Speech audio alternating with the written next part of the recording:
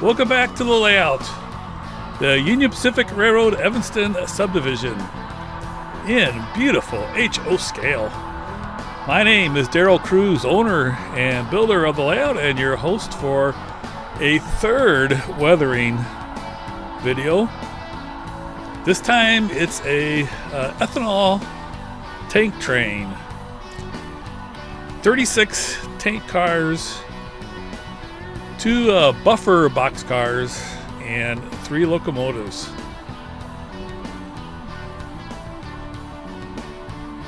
Tank cars are a little difficult to do, whether they're black or white, just because of the contrast between the solid black and the lighter colors, or when I get to the white tank cars, the darker colors against the white color. And this is the ethanol tank train. I think these are actually crude oil cars, but it's ethanol on my layout. But these black tank cars get very dusty. So this is not weathered, it's just actual dust. So the first thing I wanted to do is get as much of the dust off as possible with a feather duster. Definitely the way to go. You can see it definitely makes a big difference. And it doesn't take long for the dust to accumulate. I'm sure all the cars accumulate the same amount of dust, but you just have, like I said before, the contrast between the two. Now here's the things that you have when you do the light color on dark color. Now this is actually a dark gray that I use for the underbody. And you can see it's a little splotchy. And it's really a little bit hard to deal with it. Now the rust went on a little bit better and kind of covered things up. So it actually turned out okay on here. The rust is a little bit lighter. But it just simply went on. I found out, or I determined after a while, that the issue was not just being too far away, because I made sure I was good and close with these. So the issue is not just being too far away, but it has to do with 2 other things. One is the viscosity of the paint, and by that I mean you really need to get it watered down. And I was shooting it straight out of the bottle, and this is what it kind of looked like when I finished with the sand color for them on top. Now, it didn't look that bad from normal viewing distance, but if you got close up, you can see it was really splotchy. I was not really happy with this at all. But I was spraying this just straight out of the bottle, so it's a Vallejo Air, so it's designed for airbrushes. So I figured it didn't really need to be watered down, but I found out that it did. Now this is that tank car right there. I changed things up and I used 50% Vallejo Air paint and 50% water, and it definitely went on a lot better than it did with these here. This was straight out of the bottle.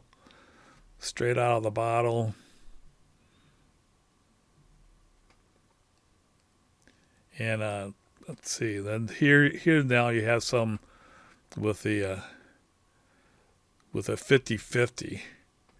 Now someone in the comments said that they water theirs down 9-1, 9 parts water to 1 part paint, which I'm sure works great. It's just that you have to then make sure that you have to go make multiple passes.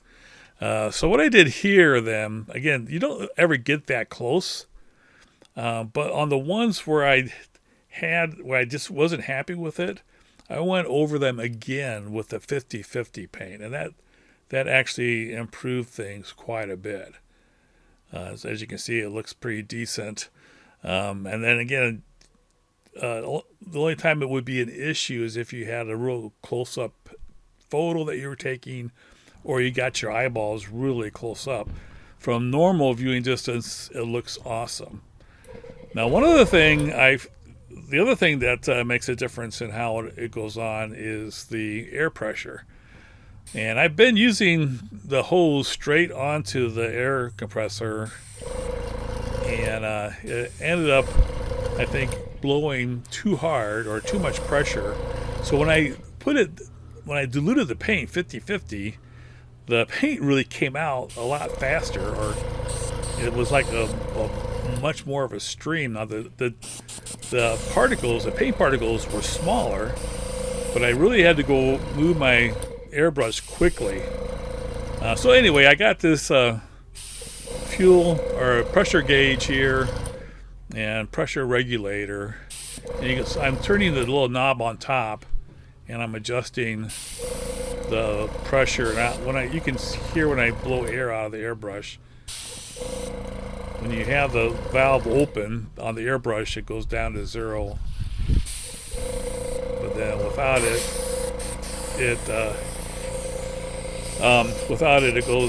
goes up to whatever the air pressure is. So without the regulator, the air pressure was basically 50 psi, I think it is. And I think most people recommend more like 20 or 25 psi. So I'm going to start watering down or diluting 50-50 at least, maybe a little bit more. And then I'm going to turn down the pressure so it's a little bit more controllable. Now, one thing, here's the locomotives that I did. And the lead locomotive here is the SD70 ACE. And these locomotives, there's a lot of wheels showing compared to the SD60 and compared to the GE units. And then also with tank cars, there's no covering up of the wheels. And so as you can see, there's a lot of, you can see the part of the wheel that got painted and the part that didn't. And you can't really tell when you're going by real fast, but when the camera moves with it, you can kind of see it kind of goes off and on, off and on. This is, again, the SD70 ACE, and this is a locomotive that really shows a lot of wheel. So there was some, just didn't look right with painted, not painted, painted, not painted part of the wheel showing. And so I went ahead and mixed a 50% gray and 50% rust. And then I brushed that on with a small brush, and actually it looks pretty good, I think. I was kind of wondering what color I should use. I looked at a lot of railfan videos on YouTube, tried to get an idea, and usually they're not just full-on rust, which a lot of people sometimes just paint them rust. It usually is some kind of a gray color with a tinge of rust color. So this actually turned out pretty good. But now when you watch the locomotive go by, you don't see the on and off of the paint. Here's the other side of the SD70 ACE. This is very lightly weathered. And I was using the 50-50 mix on the paint from here on out. And it definitely helps when you're going on gray and yellow, as opposed to black. You have a much more, you can get away with there being some pixelation, just doesn't show up, looks a lot smoother. And I think doing the 50-50 is going to be, is a big improvement too. And then when I turn the pressure down, I'm hoping now from here on out, it only took me 3 trains to figure out how to do things exactly. But so with the 50-50 mixture, here's the SD60. With a 50-50 mixture of paint and water, and then turning the pressure down a little bit, I think I'm going to be able to do some pretty good weathering. Although I think everything's been looking pretty good up to this point. I've been pretty happy with the results. This is a BLI Gevo ES44. I always looked down my nose at BLI when I was in N scale. Never thought their locomotives looked right or ran right. But their HO scale locomotives are pretty good. They run just as nice as anything else, and they look good. Kind of their speakers I wasn't too happy with. They have 2 speakers in the tank, in the fuel tank. So you think it would sound pretty good, but they're not mounted very well, and it's kind of tinny sounding. So I'll probably replace the speakers at some point in time.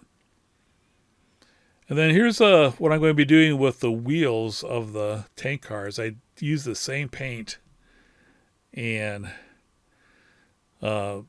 just spun the wheels while I painted the gray rust mixture on. And it's, you don't get the off and on. Here, I've been pushing with my hand and derailed it. So you don't get the off and on pattern that you have without doing it. So I definitely will be doing this on the tank cars. You don't really need to do it on like auto racks because the wheels don't really show that much.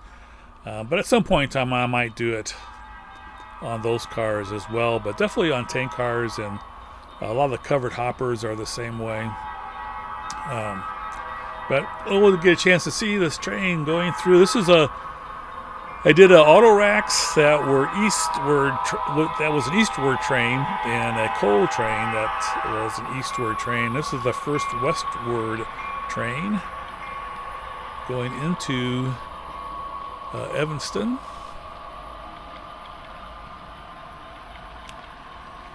You can see the signals there knocked down the red.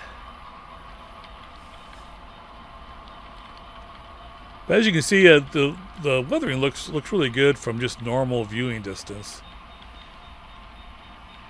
And it definitely looks better than, straight out of the box where it looks real plasticky and stuff. So I made a lot of progress, pretty good progress the last 3 weeks. I did 22 auto rack cars, 38 for the tank train, which included 36 tank cars and 2 box cars. So that's 60 cars, and then the coal train was 44 cars, so I've done over 100 cars in 3 weeks. And then there was 10 locomotives. So I'm about 1/6 of the way through all the rolling stock. So still got quite a ways to go, but I think I've made a dent.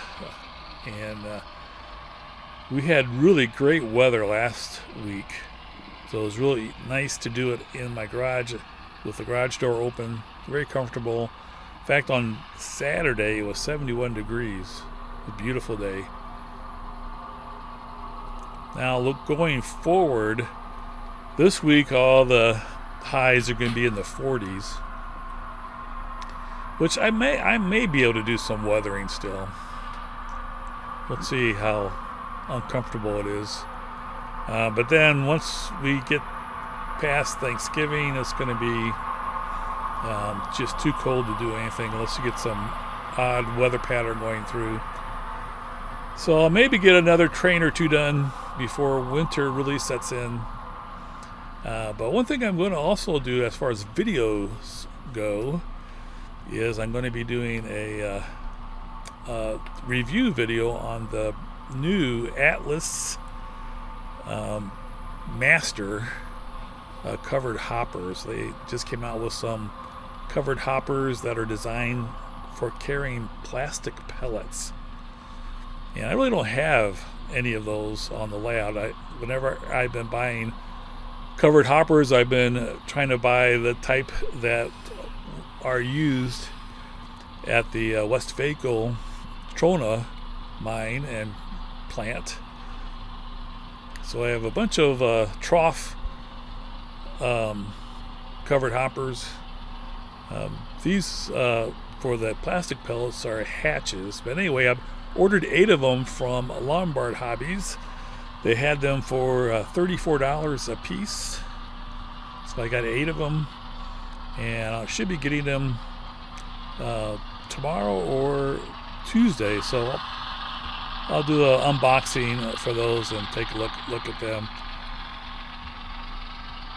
It was good to see that the price was a really good price. Atlas came out with some Atlas Master, let's see, Portec 3000 two-bay hoppers, and the list price was $82 or something. So something crazy. And Lombard Hobby still has them for $52, but I'm having a hard time justifying $52 on those. Probably wait until the Walthers Mainline's coming out with some two-bay mainline hoppers. This looks pretty cool going through here with the weathering. So I put in a pre-order with Lombard Hobbies for those. They're supposed to be here this spring, so I'll wait on those. And I'm sure those will be fairly inexpensive.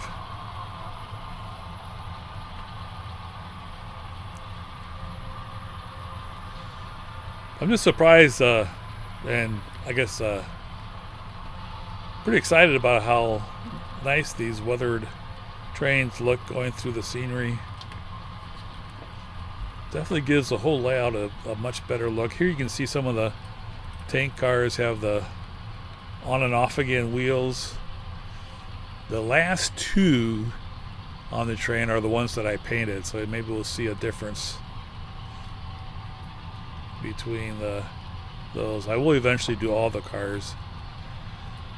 I do have some cars, by the way, listed for sale on my website. I'll put a URL in the description. There's the two that I painted. Definitely looks a lot better. I'm selling my Intermountain Luminator coal cars, coal gondolas. I have like 30 of them that I'm selling, so you might want to check that out if you're interested in them. 4 of them are weathered. And then also I'm selling a bunch of Digitrax stuff, command station and booster BDL 168s and PM 42s. So you might want to check those out. Get some good equipment at a really great price.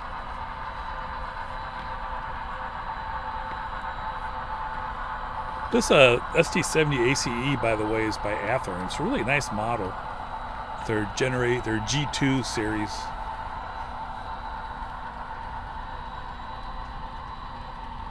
Definitely looks good on the layout. And the second one is also Athearn. It's a ST60.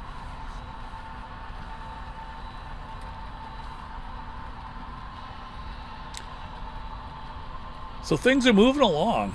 Really appreciate everybody watching. Hope you're having a great fall. And looking forward to some winter weather, some Christmas weather coming up. It's going to be Thanksgiving in a couple weeks. And then Christmas after that. So everybody have a great week coming up. And again, appreciate you watching the videos. Look forward to seeing your comments. Take care, everybody. Have a great week.